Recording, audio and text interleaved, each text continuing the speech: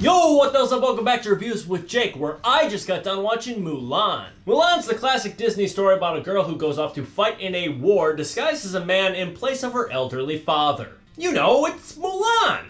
These Disney live-action remakes, am I right? I'll be honest, up until this point, the prospect of any of these haven't really got me as excited as I was for this one. I personally thought that this story in particular really lent itself well to a live-action adaptation, or at least its potential did. So when I first saw the trailer for this movie way back when, before the world lit on fire, I was legitimately stoked, like super excited to see this movie. Then COVID came along, pushed the release date back as it was one to do, and that was a legitimate bummer. But then Disney came along, said it was going to release it to Disney Plus. I'm like, it kind of sucks it's not going to be in theaters, but I have a decent sized TV, I have a decent sound system, I'm starved for cinema worthy content, let's do this. But then they came along slapping that $29.99 price tag on it, and I'm like, you son of a bitch. I mean, of course I was going to pay it, but I wasn't happy about it. I mean, how many times do you have to pay $30 to see a movie for the first time, especially at home? This isn't a 4DX theater or IMAX. But we did the damn thing. So now the $29.99 question is, was it worth it? The pros start with the costume design, because admittedly, I'm very much a sucker for Asian culture and all of its extravagancies. All of the wardrobe is vibrant and intricate, and I'd imagine the costume designer just had a field day putting it all together. Similarly interesting was the set design. I mean, just visually in general, this movie just oozes culture. I love movies that transport me away from the usual United States setting and take me somewhere much more visually interesting. On the same note, I loved all the landscapes, the mountains, the deserts, the forests. I mean, I just loved all of the terrain here. Granted, in true Disney live-action remake fashion, it is not real, and you can tell it isn't real, but that doesn't mean it isn't enjoyable. The movie also had a good grasp of its color and lighting. I mean, despite the fact that you could tell that most of it was manufactured and not real, it was still just pretty to look at. I also really liked its soundtrack. It had some very great Chinese strings, very calm and soothing when it needed to be, very full when it called for it, and it just had very great progression. However, this movie had some bland-ass acting from top to bottom. Virtually everyone, outside of a few moments here and there, it was all very haphazard. It was all very surface level. I didn't buy any of it. None of it pulled at any emotional heartstrings. It was just kind of there. Speaking of which, this movie just didn't have any heart in general or anything remotely resembling it. I just didn't feel anything towards this movie. It was hollow. It was all style, no substance. It's actually really interesting to compare this movie to the last couple recent live-action Disney movies because they all kind of land on the same miss scale in the same area, but for different reasons. Last year's Aladdin didn't really do much to divert from the original source material. In my opinion, I thought that one worked the best. I mean, granted, it wasn't the greatest competition,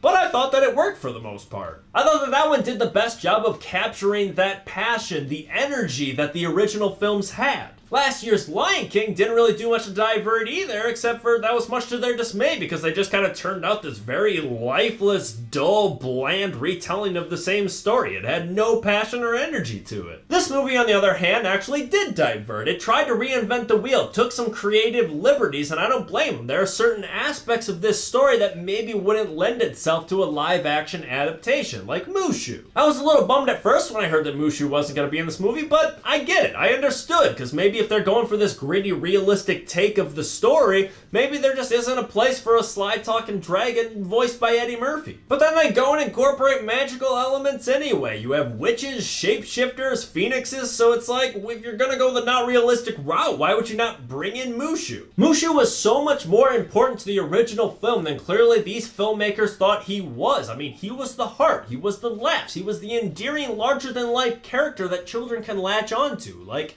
Genie and Aladdin. I mean, can you imagine Aladdin without Genie? I mean, yes, granted, Genie is a little bit more integral to the plot of Aladdin than Mushu is to the plot of Mulan, so maybe it isn't really a question, but Aladdin just does not work without Genie. Genie is the heart. Genie is what makes it enjoyable. It's not Aladdin, it's not Jasmine, it's not Jafar, especially the live-action version of him. It's the funny, larger-than-life characters that kind of capture the magic of these movies. Genie was present in the live-action Aladdin, and it worked. There wasn't a character like that in the live-action Lion King. It didn't work. There wasn't a character like that, like Mushu, in this movie, and I thought that they miscalculated the importance that that character has. It's just such a bummer that they omitted him from this movie when you already have magical elements in there anyway, ones that are far less interesting and enjoyable at that. I mean, if you had me choose between two hypothetical versions of this movie, one using the magical elements that are currently there, plus Mushu, or just remove all magical elements and Mushu, I would take that one, just a realistic version, because the magical elements in this movie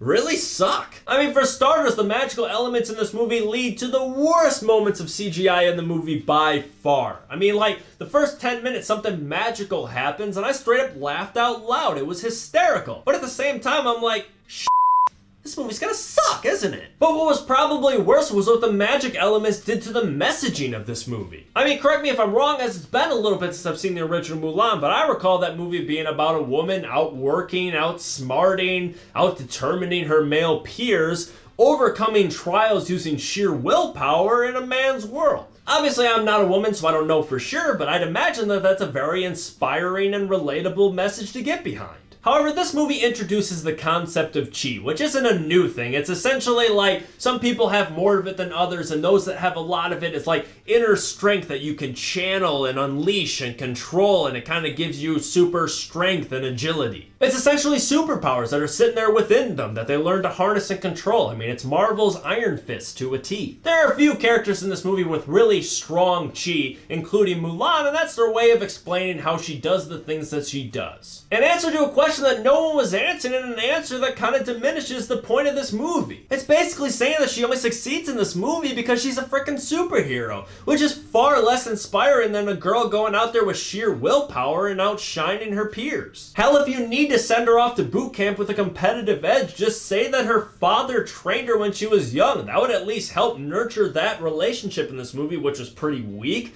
At least then that would explain it in a way that isn't so alienating for the audience. I mean, the whole chi thing does lead to a nice bond that she develops with another girl in the film that has strong chi. They have a nice little girl power hoo-ha moment. But even that is kind of diminished by the fact that there are men in the movie that have strong chi, so it's less significant. I don't know, it just makes me believe that they just didn't take a close look at what they were doing with this plot. They didn't examine what made the original film special. That's just the epitome of these live-action Disney remakes in general. They're just not capturing the magic that the original films had. And it just doesn't seem like they give a damn. They're just trying to bleed the IP that they own and just kind of get all the money out of them that they can. That is abundantly obvious based on the $30 price tag that they slapped on this movie. This is ludicrous. Yeah, you get to keep it afterwards, but only if you keep your Disney Plus account active, so you're essentially still renting it. All in all, this movie probably wasn't much worse than the other mediocre-ass live-action remakes, but it definitely pissed me off the most. Honestly, I think I'm done. This is the last straw. I'm going to give Mulan a D+.